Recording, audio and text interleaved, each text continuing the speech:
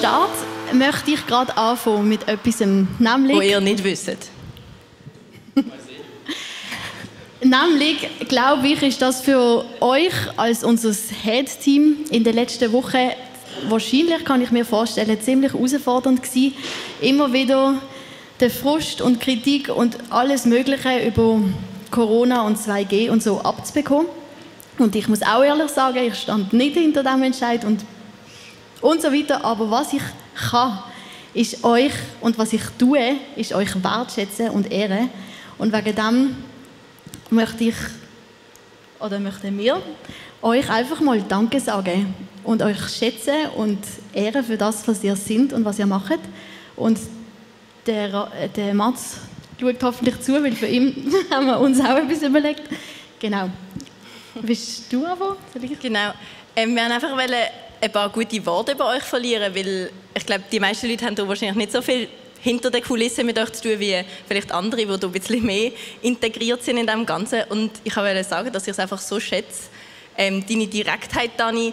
Man weiss, wenn man dich etwas fragt, dann ist nicht, dass du willst irgendwie gut durchstehen, sondern es ist einfach so, hey, das finde ich und das sage ich dir ganz ehrlich. Und ich schätze das mega fest, weil ich genieße das auch ein bisschen, dass man jemanden hat, wo man in der Leitung hat, der sagt, was Sache ist und wie es ist und nicht noch ein bisschen umredet oder wie auch immer. Und das ist eine mega Gabe, die du hast, finde ich. Und was ich an dir mega schätze, Dani, ist dein Blick für Exzellenz. Du hast, glaube ich, mal so ausgedrückt, so, dass du denkst immer, was man optimieren kann. Aber ich finde, du hast so eine gute Art, das nicht überfordernd zu machen, im Sinne von, wir gehen über Lehren, Hauptsache wir sind exzellent, sondern wirklich, ich sehe, da ist noch mehr Potenzial, ich sehe, das können wir noch besser und lass uns das zusammen machen. Das ist mega genial. Danke. Bist du dran? Danke, ja. Das ist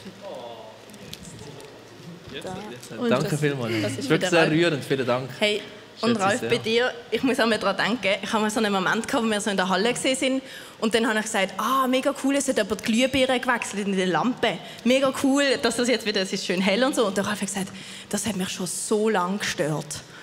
Und dann habe ich gedacht, das ist einfach so ein Sagen, dass wir jemanden haben, wo die ganze Gemeinde, alle die Leute, das besteht ja nicht nur aus euch, die hier sitzt, sondern aus all die Schöfli, die hier kommen und mitwirken, wo das so im Blick hat und da irgendwie die Leiterschaft übernimmt und sich trotzdem Gedanken macht über eine Glühbirne, die kaputt ist.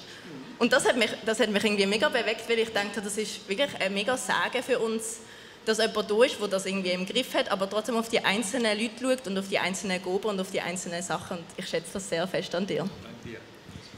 Und was ich an dir mega schätze, Ralf, ist, ich habe das Gefühl, ich sehe in dir so eine krasse Weite in deinem Herz, dass du irgendwie dir alles begegnen und du verurteilst einfach nichts.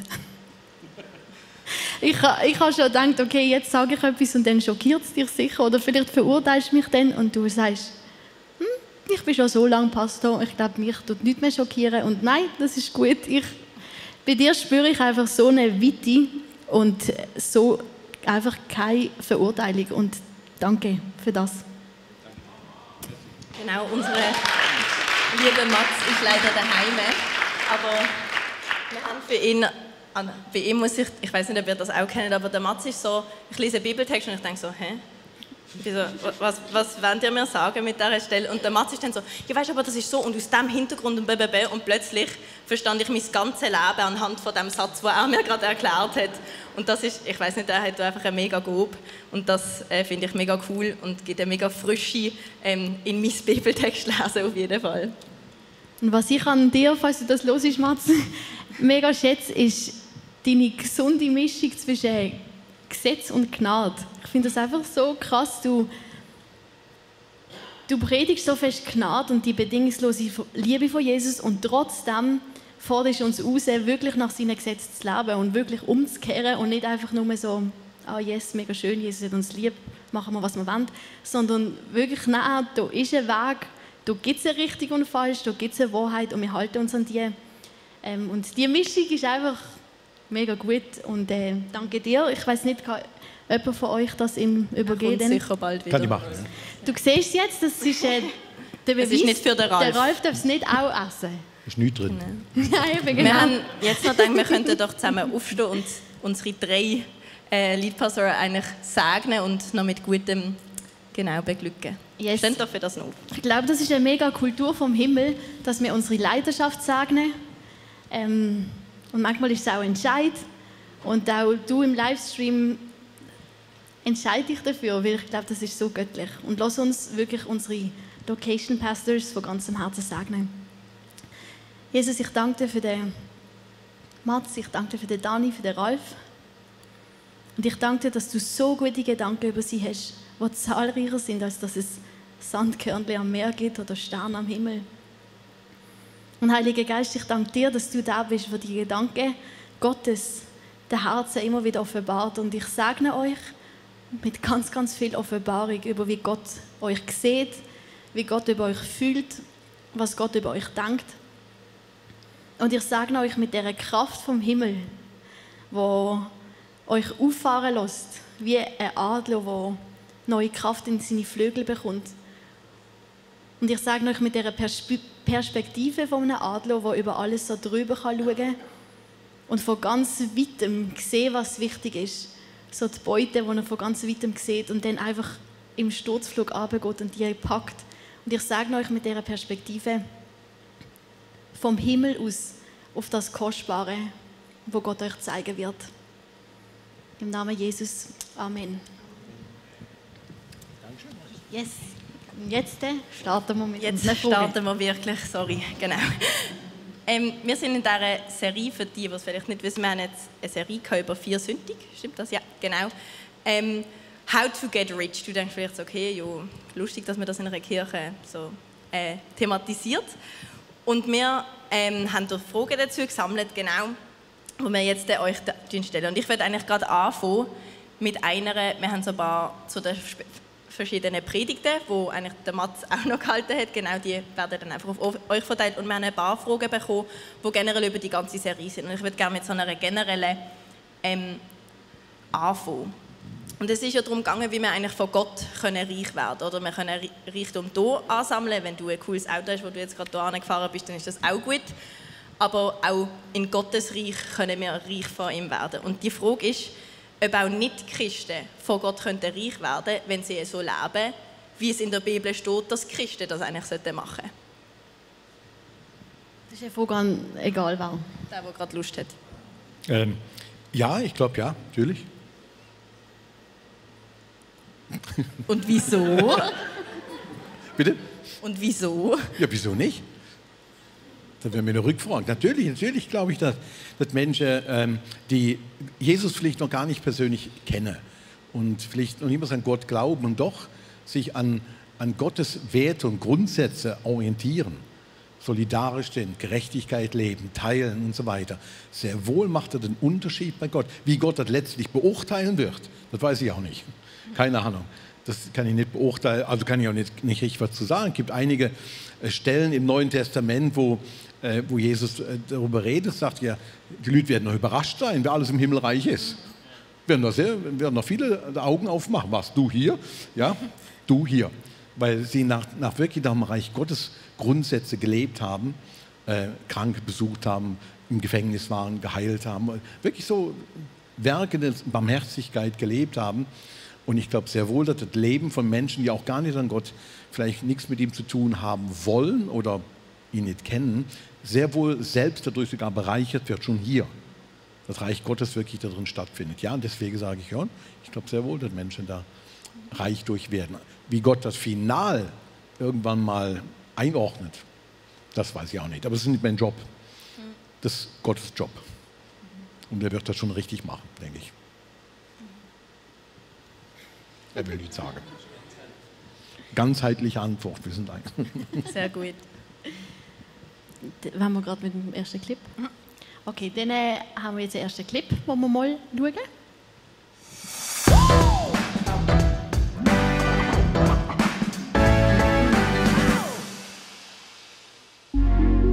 Was für einen Gott feiern wir eigentlich?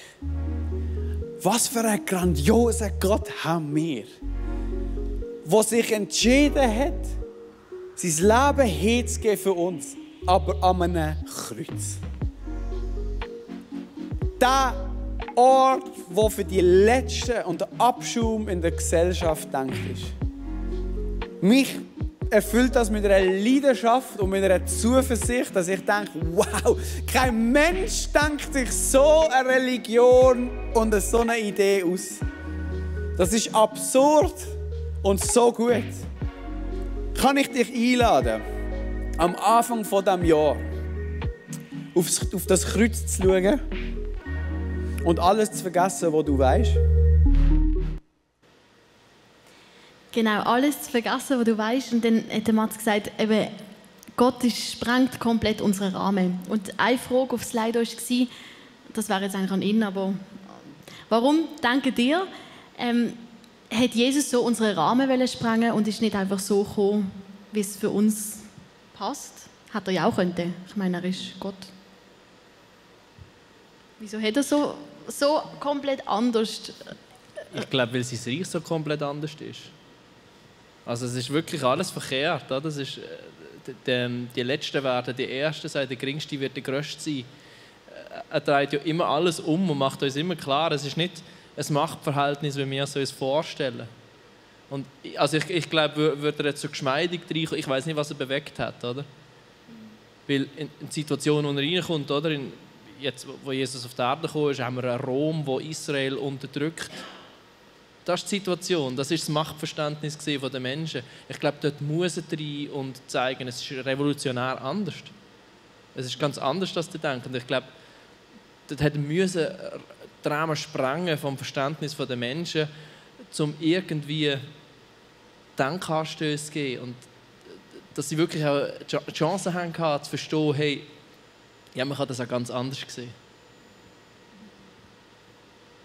Und denkst du, es kann auch sein, dass einfach wir so weit weg sind von dem Originalzustand, wo Gott eigentlich ist?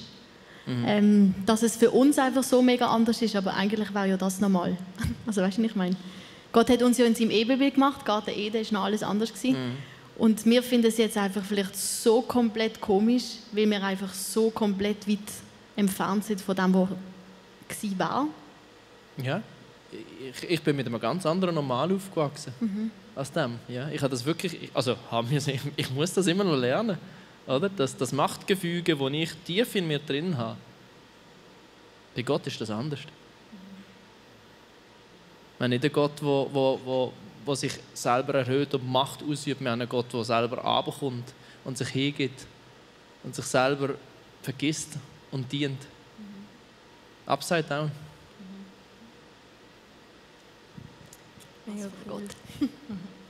Wir haben gerade, der Josh darf gerade das zweite Video machen, wo du, wo ein Ausschnitt ist von deiner Predigt, Ralf, darüber «Kenn die Kunde».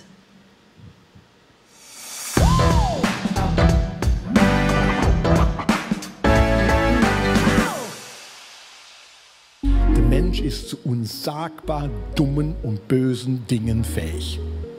Jeder.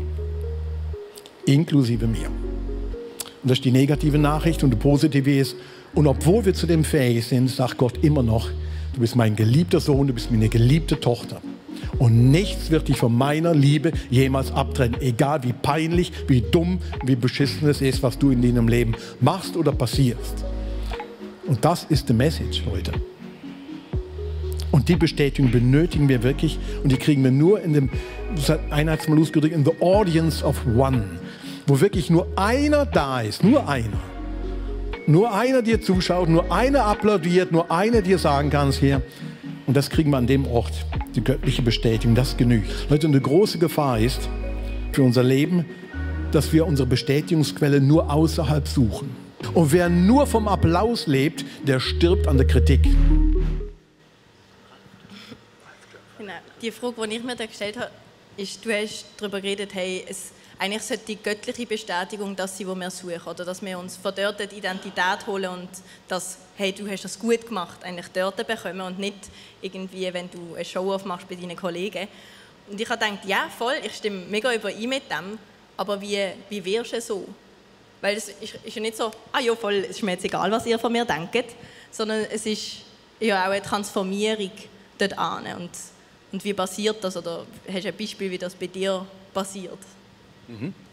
Hast du gesehen? Ich habe die gleiche Pullover an. Ja, ich habe es gesehen. Das hat mich jetzt nachhaltig Zwillingsbrüder, irritiert. der Rolf. Auf die Frage nochmal, wie kommen wir dahin? Ich glaube wirklich, das ist ein Prozess in unserem Leben. Und der wird vielleicht nie ganz richtig abgeschlossen sein, irgendwann mal. Aber sicherlich, es hat auch mit unseren Lebensphasen zu tun. Mit dem Lebensalter auch zu tun. Viele junge Leute mit 15, oder 20, wie mir 25, machen sich viel Gedanken und denken der andere über einen. Und dann wenn manche gründen Familie und so weiter, dann wirst du 30 und 40 und denkst einfach, ja, wie kann ich das machen? Und was denken der dann noch, wenn du so in dem Alter bist wie ich jetzt, so 80, 90, 40, so? Ja. 40. Nein. Dann merkst du auf einmal, ja, weißt du, die ganze Zeit haben die Leute nur an sich gedacht, die haben gar nicht an dich gedacht. Die Frage, was denken die anderen? Nö, die haben über sich selbst nachgedacht. Das ist ein bisschen Werdegang auch, glaube ich, in unserem Leben, dass wir merken, du kannst nicht nur von einer Bestätigung außerhalb leben. Und du merkst das ja auch, du kriegst mehr eine Persönlichkeit, man reift ein bisschen daran, hoffentlich. Man wird nicht nur älter, sondern hoffentlich auch ein bisschen weiser, das ist nicht automatisch. Aber ich glaube, wenn man das wirklich beständig sich vor Augen malt und sagt, look, ich möchte so ein Mensch werden, beständig. Und das Gebet wirklich auch so formuliert, dieses, ich möchte wirklich ähnlicher werden. Ich möchte wirklich mehr in die Richtung mich bewegen. Ich glaube, dann sind das so Prozesse in unserem Leben, wo wir allmählich auch merken, selbst wenn das extreme Kritik hagelt, das tut nicht meinen Wert runtermachen. Ich habe vielleicht was falsch gemacht, ich habe vielleicht eine Meinung, wo ganz viele bekloppt finden und so weiter. Ja, aber du weißt, dein Wert ist deswegen nicht grundsätzlich in Frage gestellt. Und das baut sich auch, glaube ich, erst mit den Jahren auf, indem man sich entscheidet dazu und sagt, nein, ich möchte meine Wertigkeit nicht am Applaus messen, sondern ich muss das, ich will das lernen. Und das ist, ich glaube, es ist ein lebenslanger Prozess, aber wir können wirklich drin wachsen. Ich glaube, wenn wir das ernstlich drum beten und uns dem auch aussetzen, solchen Kritiken und da üben auch zu sagen, hey, sie macht jetzt nicht.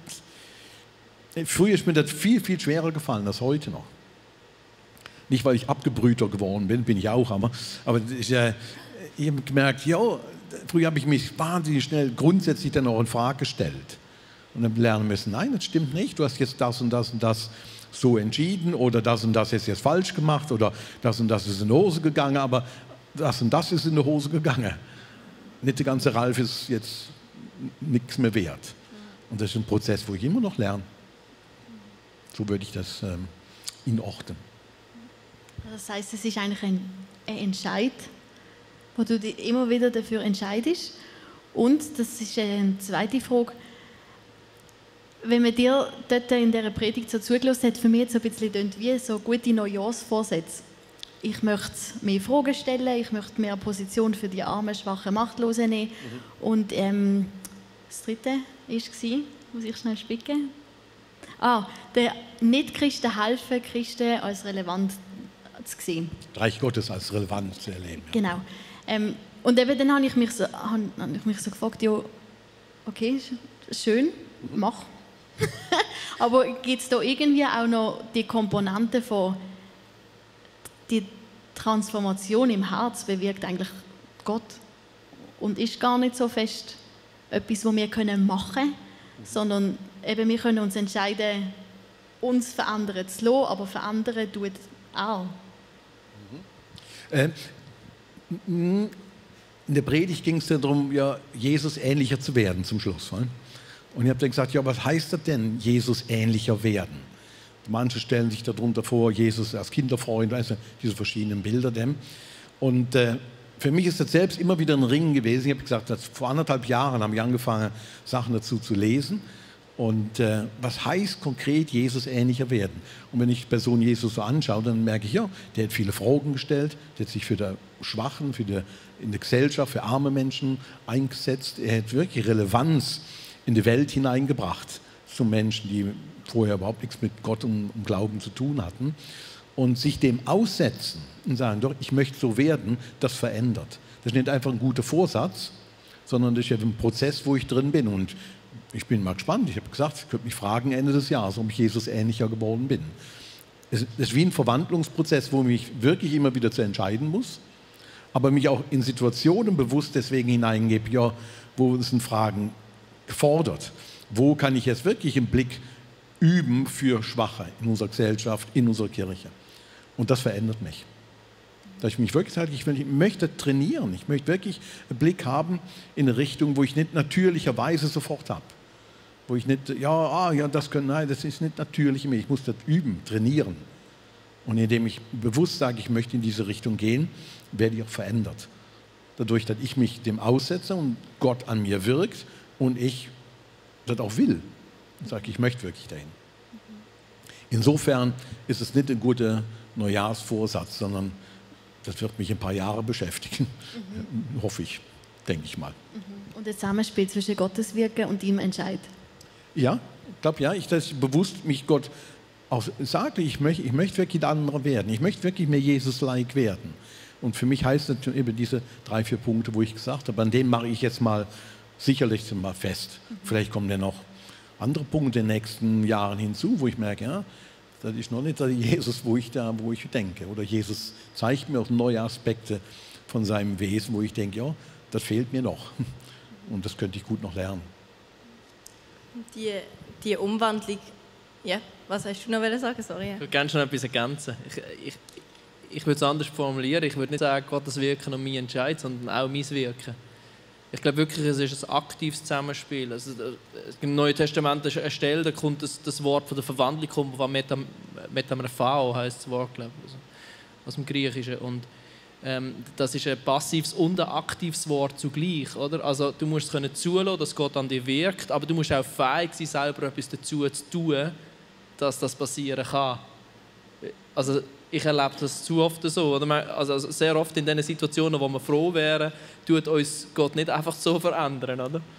Sondern er gibt dir quasi einen Schubs, oder? Und dann weisst du, ja, okay, aber jetzt muss ich es machen. Und dann lerne ich das wirklich. Und andere Mal, oder? Wir haben so eine, ich weiß nicht, ob du die Geschichte mitbekommen hast vom Nati Bart, oder? Der nicht hat vergeben konnte. Und dort hat Gott einfach gemacht und er durfte annehmen. Also wir sehen das und das. Aber ich glaube, es geht oft auch über einen Entscheid aus. Und ich glaube, oft braucht es auch wirklich ein aktives Werk von unserer Seite. Wegen dem hat es zum Teil wirklich auch mit Disziplin zu tun, glaube ich. In dem Ganzen drin. Genau, ich habe noch einfach den Gedanken, eben die Transformierung und so, das ist ja eben wie wir wollen ja Jesus ähnlicher werden, zum eben reich werden von ihm oder zum den Reichtum haben im Himmel. Und eine Frage, die hier sehr beliebt ist, was leider ist, auch, ob der Reichtum, den wir auf dieser Welt haben, wenn jetzt jemand halt einfach einen mega guten Job hat und mega viel Cash bekommt, ob das dann automatisch etwas Schlechtes ist. Ja. Okay, gut, ich habe es eben gedacht, ja voll. Nein, ist es nicht. Nein, ich habe in der Predigt, die ich gehalten habe, investiere richtig, bin ich ein bisschen auf das eingegangen. Ich glaube, Reichtum hier auf dieser Erde wird dann etwas Schlechtes, wenn es mit Gott davon konkurrieren. Die Bibel schwätzt dann vom Mammon. Wo Jesus sagt, du kannst nicht Gott dienen und dem Mammon dienen. Das funktioniert nicht. Und das ist etwas, was sich durch die ganze Bibel durchzieht. Immer wenn sich etwas aufbaut, wo sich eine Konkurrenz bildet zu Gott, dann gibt es Ärger. Jedes Mal. Das kannst du bei der Geschichte vom Volk Israel anschauen. Und du siehst auch, wenn Jesus von Härte von Schiessen im Neuen Testament, wenn es um das geht, dass etwas in Konkurrenz tritt mit Gott, dann wird es schlecht.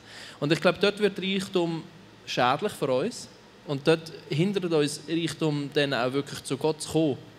Aber Reichtum an sich, wenn es nicht über uns bestimmt, sondern wir über ihn bestimmen, ist nichts Schlechtes.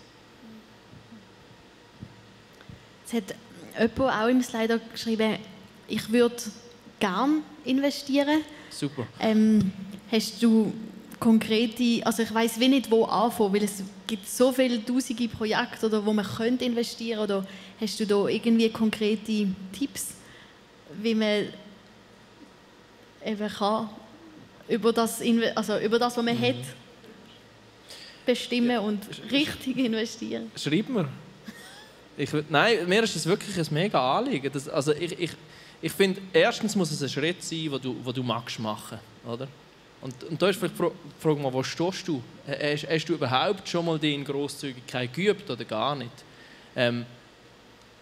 Wenn du über das Thema dauerhaft Spenden nachdenkst, was löst das in dir aus? Vielleicht musst du eher einfach mal einmal wirklich bewusst einen Akt von der Grosszügigkeit machen und sagen, jetzt hier gehe ich den Schritt einmal. Vielleicht machst du das schon und dann braucht es eher mal einen Schritt mehr, der vielleicht ein bisschen mehr Mut braucht. Aber ich glaube, das ist wirklich etwas, wo du auch mit anderen Menschen, die in dein Leben hineinschwätzen dürfen, mit einem Small Group Leiter oder so, wirklich darfst du mir gerne schreiben. Ich setze mich sehr gerne an für das Thema mit dir, weil ich glaube, es ist extrem wichtig, dass wir dort Schritte gehen, wo wir uns keine Zehrung holen, oder? Wo wir uns nicht überfordern, aber uns sehr wohl üben können. Weil es fordert uns immer aus. Oder? Wir werden, also ein ganz konkretes Beispiel, wir werden mit Reach auf unsere Kirche zukommen. Reach ist etwas, was das ganze ICF Movement macht, wo wir bewusst von unserem Überfluss etwas nehmen und es rausgeben. Einerseits lokal, wo wir werden neue Kinderräume bauen, neue Digitalisierung von unserer Kirche investieren, aber auch global, wo wir Menschen unterstützen, die bei uns Befähigung erlebt haben und ausgesandt worden sind von uns. Und die jetzt irgendwo am Arbeiten sind, in Ländern, die die Unterstützung brauchen. Und so werden wir eine Kampagne fahren, das wirst du mitbekommen und du kannst dann die Anteile dazu geben und kannst dort genau so einen Schritt machen, oder, wo du dich selber herausfordern kannst und quasi mit Gott kannst diskutieren. Was ist das, was ich lernen mit diesem Schritt? Cool. Ich glaube, wir schauen nochmal ein Video, das der Mats predigt hat. Dort hat er darüber predigt, habe es nötig. Und es ist darum gegangen, dass du es auch wie sollst nötig haben, vor Gott reich zu werden und nicht sein wie der Pharisäer in dieser Geschichte vom Zöllner und vom Pharisäer, der runterschaut auf andere. Genau, schauen wir doch den Ausschnitt.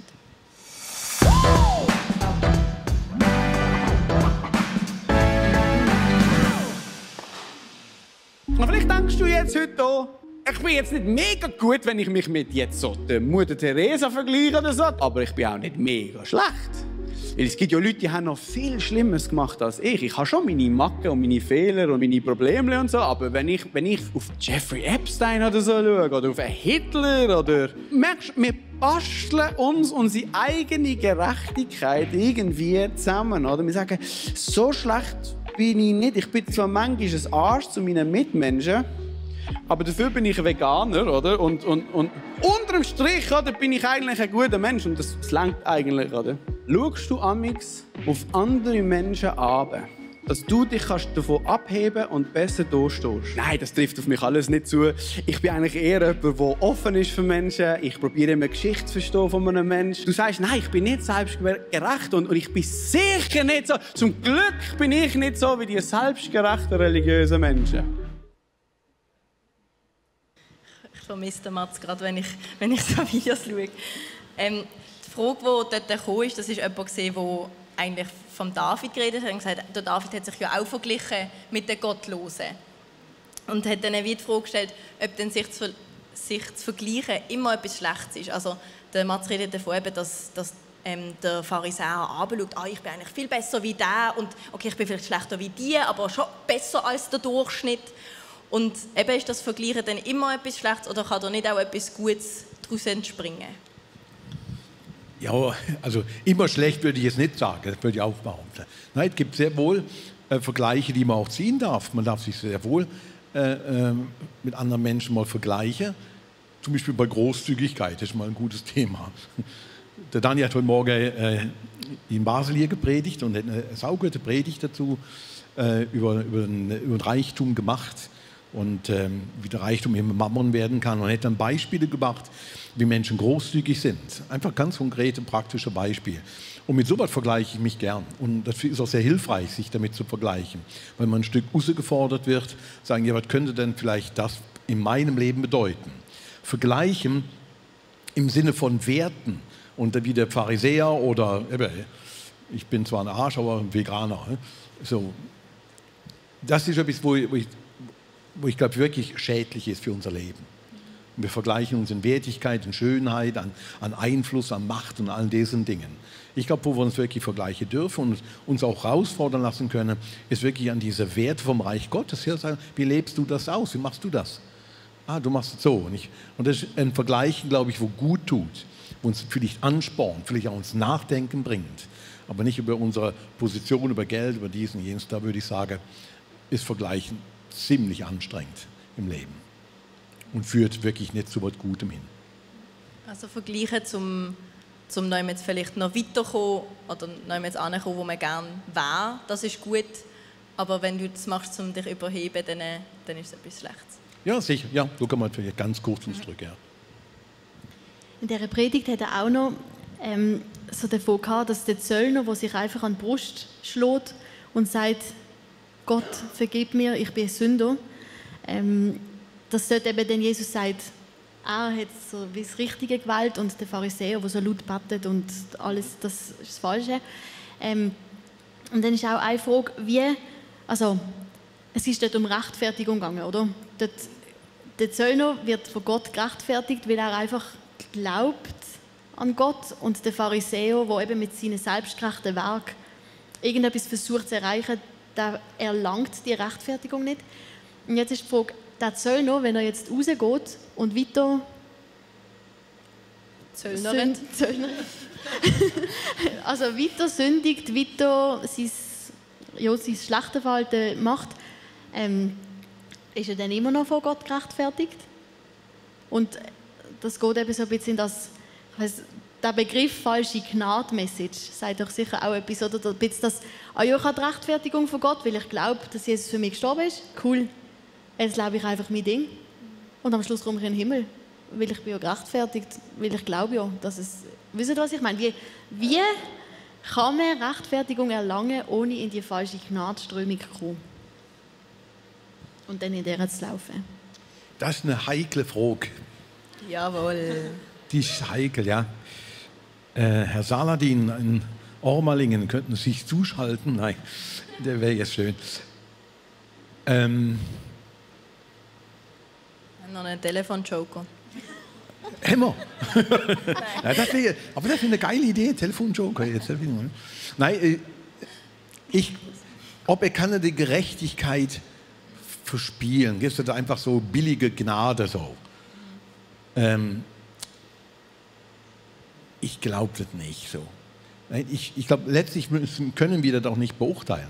Das ist Gottes Sache, was er daraus am Schluss macht. Und sagt, look, das ist sein Job, die Dinge einzuordnen, auch wenn ein Mensch eine Erfahrung gemacht hat von der Rechtfertigung, von der Gnade Gottes und trotzdem hinterher so weiterlebt, wie als würde Gott nicht geben, leid mich, ich mache, was ich will.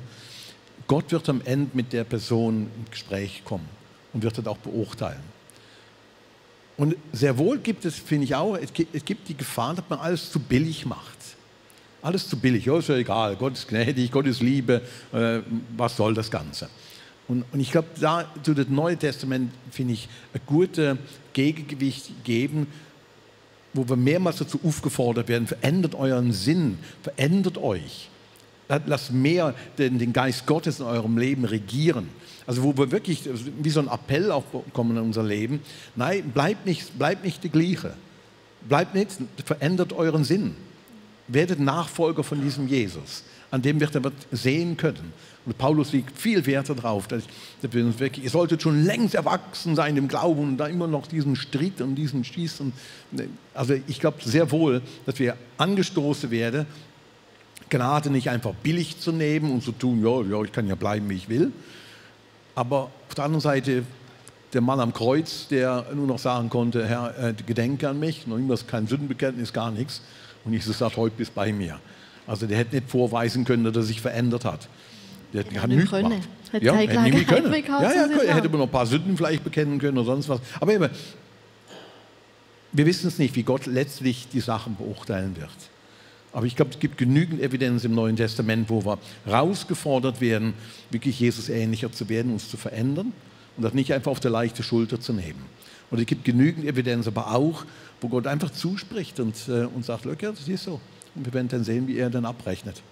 Aber wir können es, glaube ich, nicht einfach zurücklehnen und sagen, ja, ist egal, was ich mache. Das glaube ich, geht nicht. Nein. Dann wird es wirklich billig, da würde ich auch sagen. Ich muss immer daran denken, dass es gibt so ein Sprichwort, dass Gnade ist gratis, aber es ist eben nicht billig. Und ich glaube, es liegt daran, dass, also das ist jetzt einfach ein Einwand, das ist nicht eine Frage, aber ich glaube, dass Gnade oft falsch verstanden wird, wie als Free Pass für alles, was ich mache. Ich kann machen, was ich will und Gott vergibt mir ja das schon und dann mache ich wieder, was ich will und dann vergibt es mir wieder. Und das ist so ein Cycle. Aber ich glaube, Gnade ist eigentlich ein anderer Baustein im Christentum, nämlich, dass das uns eben verändern soll, weil wir so viel Schlechtes machen und trotzdem die Gnade erfahren und das sollte uns verändern und nicht so, ja, dann kann ich ja wieder gehen. Und das immer wieder so zu bekommen. Genau. Hast du noch etwas ergänzen? Einfach aus persönlicher Erfahrung. Ich hatte recht viele Berührungen in so meinen Jugendjahren, oder jungen Erwachsenenjahren. Weiss ich noch, so die ganze Joseph Prince-Theologie hat sich bei uns recht verbreitet damals, wo sehr stark Gnade predigt. Und in dieser Zeit, ich weiss jetzt, heute bin ich nicht mehr so nah dran, aber auch sehr einseitig. Und dann haben wir Jungs gehabt, die haben nur ihn gelost. Und ich bin sehr oft in Berührung gekommen mit dieser billigen Gnade, oder? Und habe am Schluss gemerkt, verheben, du siehst am Schluss, ob du es verstanden hast, wenn es verhebt. Weil bei denen, die das wirklich so gelebt haben, hat es nicht verhaben. Aber das war letzten Endes auch leeres Geschwätz. Also, was hat nicht verhebt? Die haben das, also generell mit dem Glauben hat es nicht verhaben. Punkt. Also die haben sich versucht, so auch zu rechtfertigen und zu entschuldigen. Aber letzten Endes, ich glaube, dein Verhalten zeigt, wie du Gnade wirklich verstanden hast. Ich glaube nicht, dass du die Gnade Gottes verstehen kannst und dein Verhalten nicht kannst anpassen. Nein, glaube ich nicht. Ich glaube, dass wenn du das wirklich verstehst, wenn du die Gnade Gottes dir gegenüber wirklich verstehst, verändert das dein Herz so grundlegend, in dem Bereich, wo du es verstanden hast, dass sich auch dein Verhalten von davon anpasst. Also ich würde das Verhalten viel mehr als Indikator sehen, darauf, wie du die Gnade verstanden hast. Und viel mehr auf die Früchte schauen, als auf das Geschwätz. Amen. So gut. Ich würde gerne noch 2 allgemeinere Fragen stellen, so zum richtigen Schluss gehen. Und zwar, das ist die, glaube ich, mit den meisten Likes gerade auf Slido. Was denn unsere Hintergedanken oder die Motivation sollte sein, zum reich werden von Gott? Es steht eben, wir sollen Schätze sammeln im Himmel. Und sollen wir es dann nur machen, um die Schätze zu haben? Und eine Co-Frage zu dem, wie sehen denn die Schätze aus? Also wie müssen wir uns, was sind Schätze im Himmel? Ist das auch so Gold? Oder? Zacken mehr in der Krone. Vielleicht ein Zacken mehr in der Krone, wo wir bekommen. Nicht die Krone, Ralf.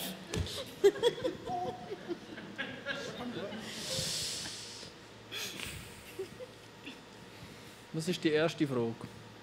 Motivation. Super spannend. Ich habe schon stundenlang mit dem Mats und der Anna über das diskutiert und zerbricht mir selber regelmäßig den Kopf über die Frage. Es ist mega interessant. Ich glaube, es hat mit dem Gottesbild zu tun, zum ganz vorne anfangen. Wenn wir ein einseitiges Gottesbild haben, fällt es uns vielleicht schwer, das Prinzip Arbeiter, Soldat, Diener und ich bekomme einen Lohn dafür zu verstehen. Ich kann mir vorstellen, dass die Frage aus dieser Ecke kommt. Ich habe einen liebenden Vater im Himmel, der mich liebt, bedingungslos. Warum sollte ich irgendetwas machen? Also, so. Yeah. Aber die Bibel schreibt ja auch vom Herr und wir sind seine Diener. Oder? Und wir werden als Arbeiter eingesetzt, wir bekommen Ressourcen anvertraut und uns steht auch ein Lohn zu. Oder?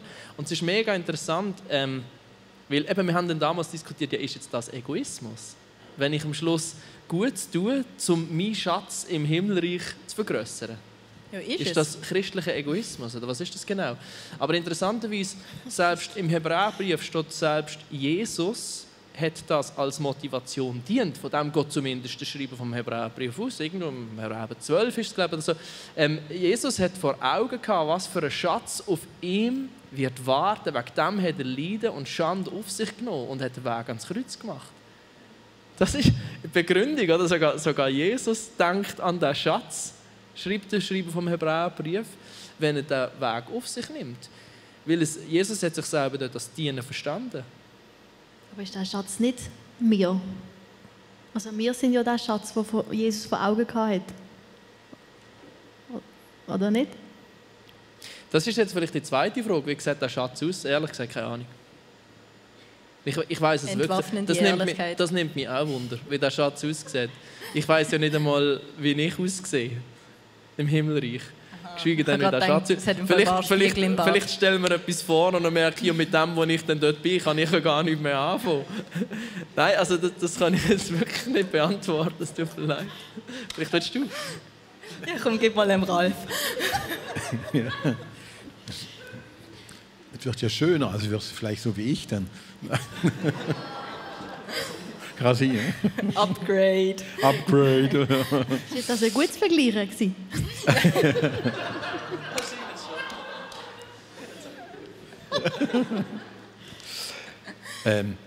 Ja, ich weiß, ich kann auch nicht genau jetzt direkt benennen, wie denn der Schatz im Himmel aussehen wird.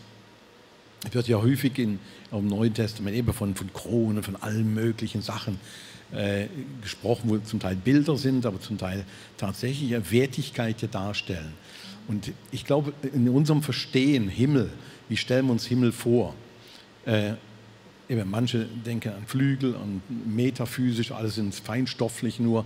Ich glaube, der Himmel wird sehr, sehr praktisch sein, das glaube ich. Und es wird ein Ort hier auf der Erde, wird eine neue Erde sein. Wir werden uns wiedererkennen. Aber was Schätze dann sind, ich glaube, es ist nicht richtig in Worte zu fassen, was dann als Schatz angesehen wird. Ich glaube, es wird mit unsagbarer Freude zusammenhängen, weil wir was entdeckt haben oder sehen, wo wir alle teilen können, wo wir sagen, hey, das bereichert unser Leben. Das macht das Leben von allen Menschen, die dort sind, wirklich reich und schön. Ich glaube, es hat sehr viel mit Schönheit zu tun, sehr viel mit großer Freude zu tun und mit großer Erfüllung zu tun von uns Menschen. Und wir merken, das ist ein Level an Schatz, den wir noch gar nicht kennen. Und ich glaube, das hat sehr viel mit dem zu tun, dass diese Schätze dort angehäuft sind und wir uns darauf freuen dürfen. Das wird unsagbar schön sein. Es wird unsagbar ästhetisch sein, glaube ich, im Himmel. Es wird unsagbar eine Freude herrschen und große Schönheit zu sehen sein.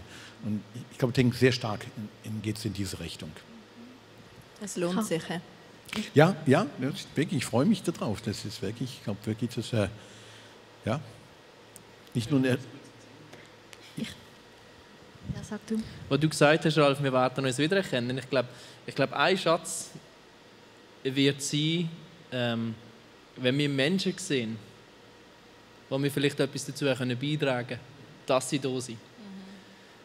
In meiner Vorstellung ist das wahrscheinlich der wertvollste Schatz, den ich antreffen werde. Weißt du, auf den Punkt der Wiedererkennung. Oder? Wenn ich einen Menschen sehe, wo ich weiss, hey, da habe ich etwas dazu beitragen, dass die Person jetzt da ist. Ich kann mir vorstellen, dass das an Wert nicht zu übersteigern ist. Ich habe mal eine Definition gehört, dass der Schatz im Himmel sein wird, wie Jesus dir oder mir einfach uns in die Augen schaut und sagt, danke. Danke, hast du auf das verzichtet und dafür zum Beispiel gar nicht ins Slums von Manila gehen. Oder danke, bist du die extra Meile gegangen und hast ihnen dient, obwohl es dir schwer gefallen ist. Und die Wertschätzung und auch Dank von Jesus persönlich zu bekommen, wird so, ich glaube, unbeschreiblich schön sein.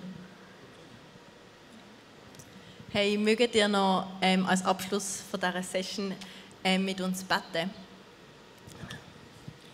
Ja, gern. Komm, stehen zusammen auf und beten zum Schluss.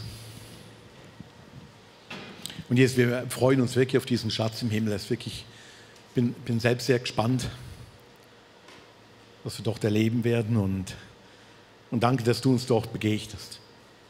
Und so wie die Ilana gerade das so ausgedrückt hat, dass du uns in die Augen schaust, Jesus. Und Dankeschön sagst, in den Arm nimmst und wir freuen uns darauf. Und Gott, wir möchten das als ganze Kirche aussprechen. Wir wünschen uns, dass noch viele, viele, viele Menschen dieses Erlebnis mitmachen dürfen, mit dabei sind. Und jetzt bete darum, dass du uns eine Sehnsucht in unser Herz hineinschenkst, ein Feuer, ein Brennen in unser Wesen hineingibst, wirklich noch viele Menschen mehr mitzunehmen zu diesem unsagbar schönen Ort. Danke, dass wir hier schon reich sind und noch reicher werden dürfen. Dass du uns hier schon beschenkst und unser Leben wirklich eine außergewöhnliche Qualität mit dir bekommt. Danke, dass wir in Armut und Reichtum in allem unterwegs sein dürfen mit dir. Und ich bitte dich, Heiliger Geist, erfülle uns auch jetzt hier. Du jetzt unser Herzen schon noch reicher und erfüllter machen und uns starte noch viele Menschen wirklich mitzunehmen. In deinem Namen beten wir. Amen.